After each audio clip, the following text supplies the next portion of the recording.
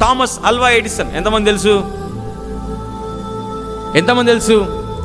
Thomas Alva Edison అని ఈ బల్బును కనిపెట్టాడు.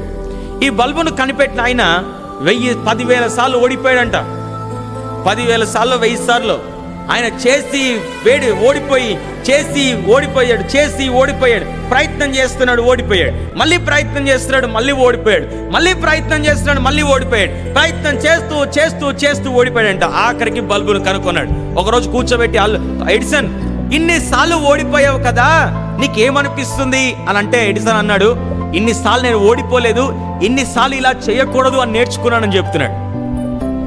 నేను 10,000 సార్లు ఓడిపోలేదయ్యా, 10,000 సార్లు బల్బు ఇలా తయారు చేస్తే పని జరగదు అని నేర్చుకున్నందు మూలానే ఈ 10,001 నేను బల్బు చేయగలిగాను అని చెప్తున్నాడు కదా.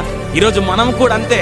మనం ఓడిపోతున్నందుకు కారణం, లేకపోతే ప్రయాస పడుతున్నాము, ప్రయత్నాలు చేస్తున్నాం, విజయం రావట్లేదు, ఎంతో కష్టపడుతున్నాము, ఫలితం రావట్లేదు, ఎంతో కష్టపడుతున్నాం, అప్పులు తీర్చుకోలేకపోతున్నాము, ఎంతో ప్రయాసపడుతున్నాం, అనారోగ్యం పోగొట్టుకోలేకపోతున్నాము, ఎంతో ప్రయాసపడుతున్నాం, అభివృద్ధి చెందలేకపోతున్నాం.